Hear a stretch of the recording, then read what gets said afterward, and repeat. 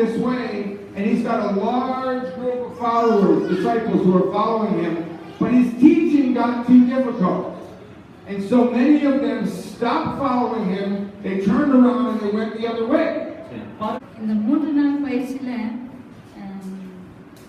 அதிகமா வலியுறுத்தி சொன்ன ஒரு காரியம் என்னன்னா, நம்ம சுவிசேஷ வேலை செய்ய போகும்போது தனிமையா போறது காட்டிலும் 2 பேரை சேர்ந்து போறது ரொம்ப பிரயோஜனமா இருக்கக்கூடிய ஒரு காரியமா இருந்தது. அடுத்தது இன்னைக்கு காலையில பார்த்தீங்கன்னா, நம்ம எப்படி மக்கள் மத்தியில போகணுன்றத ரொம்ப தெளிவா நல்லா டீச் பண்ணாரு. அதே சமயம் நம்மளும் அதை போல ஞானமா நேரத்தை நம்ம வேஸ்ட் ஆகாம நமக்கு கிடைக்கப்பட்ட பொறுப்புல அந்த உத்தரவாதத்தோடு கூட அந்த கட்டளையின்படி நம்ம செய்ய நான் இன்னைக்கு அதுக்கு முயற்சி பண்ணியிருக்கேன். In Jesus' name, if you agree to follow a rabbi, if he's walking this way and you follow him, you're his disciple as long as you're following him. கிறிஸ்தவை ஏற்றுக்கொண்டவர்கள் கிறிஸ்தவர்கள் தான் என்று சொல்லிக் கொண்டிருந்தேன். ஆனால் இந்த கூட்டத்தில் வந்த பிற்பாடு தான் கிறிஸ்தவர்கள் என்றால் சீசர்கள் என்பதை நான் கற்றுக்கொண்டேன். நான் சுவிசேஷம் வேலை செய்கிற பகுதி ஸ்லம் ஏரியா. மாதத்திற்கு எப்படியாலும் ஒரு குறைஞ்சபட்சம் 2 வருடம் நடக்கும். அதனால் கொஞ்சம் வார்த்தை தடுமாறி ஏதாவது பேசிவிட்டால் அவர்கள் மேல் வருகிற அதே அறிவால் என்னுடைய கழுத்திலும் விழும். இந்த கூட்டத்துக்கு வந்த பிற்பாடு என்ன நடந்தாலும் சரி, என்னுடைய கழுத்திற்கு கட்டி வந்தாலும் சரி, தைரியமாக ஆண்டவருடைய வேலையை செய்வேன் என்று நான் உறுதி கூறுகிறேன். But sometimes in our traditional church system, we operate in a different way. இன்னைக்கு நான் கற்றுக்கொண்டது பார்த்தீங்கன்னா, சுவிசேஷம் சொல்றது ரொம்ப ஈஸி தான். எல்லாருமே செய்ய முடியும், செய்யணுங்கிறதுனால ஏசப்பா ஒரு சிம்பிளான ஒரு மெத்தடை நமக்கு கற்றுக் கொடுத்துருக்கிறாருங்கிறத நான் அறிந்து கொண்டேன். ஆனால் நாம தான் சிம்பிளாக இருக்கிறத நம்ம அதை கஷ்டமாக்கி வேற ஒரு லாங் ஸ்டெப் எடுத்து அதை காம்ப்ளிகேட்டாக மாற்றி மல்டிப்ளை பண்ணுறதுக்கு நம்ம ரொம்ப கஷ்டப்படுறோங்கிறத நான் இன்னைக்கு உணர்ந்து கொண்டேன். வருஷம் ஊழியத்தின் அனுபவத்தில் யாரோ ஒரு சிஸ்டரை பார்ப்பேன். அந்த ஒரு சிஸ்டர் மனம் திரும்பி ரசிக்கப்பட்டு சபைக்கு வருவாங்க.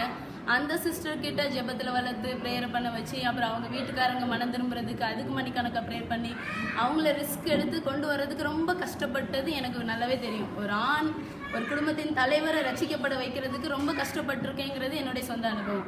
அப்படி இருக்கும்போது இன்னைக்கு அவங்க கற்றுக் கொடுத்தாங்க. பாஸ்டர் கர்ட்ஸ் பிலிப்பியன் அந்த ஜெயிலர் கூட கத்தனை ஒருத்தர் தான் மனம் திரும்பினாரு அப்படின்னு தான் என்னுடைய கான்செப்ட் இருந்துச்சு என் மனசில். ஆனால் அதோட அடுத்த வசனமே என்ன இருக்குன்னா, இயேசு உடனே போய் முழு குடும்பத்தையும் என்ன செஞ்சார், ரட்சிப்பின் அனுபவத்துக்குள்ள கொண்டு வந்தாருங்கிறத நான் இன்னைக்கு தெளிவாக அறிஞ்சுக்கிட்டேன். அப்போ நான் இன்னைக்கு யோசிச்சேன், இது வரைக்கும் நம்ம லேடியாக இருக்கிறோம், லேடிஸ் கிட்ட தான் பேச முடியும். அதனால ஏதோ ஒரு புது சிஸ்டரை பார்க்குறோம், ஒரு நம்ம சொந்த ஊரில் இருக்கிற கேர்ள்ஸ் கிட்ட பேசி ஆதாயம் பண்ணி அவங்கள சர்ச்சுக்கு மட்டும் வர வச்சுட்டா சுகத்திற்காக ஏதோ ஒன்றுக்காக அவங்க சர்ச்சுக்கு வந்துடுவாங்க.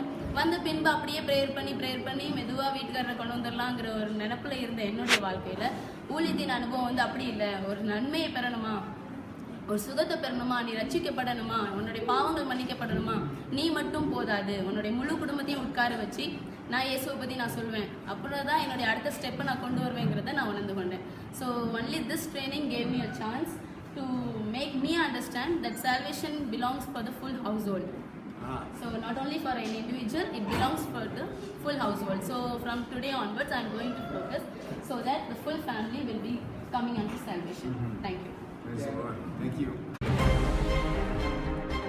Everybody thinks it's okay to disciple lost people. எல்லாருக்கும் இல்லைங்களா, இழந்து போனவர்களை ரட்சிப்புக்குள் வழிநடத்துவதற்கு நாம் முயற்சி செய்யக்கூடாதுங்களா? Yes, amen. Very good.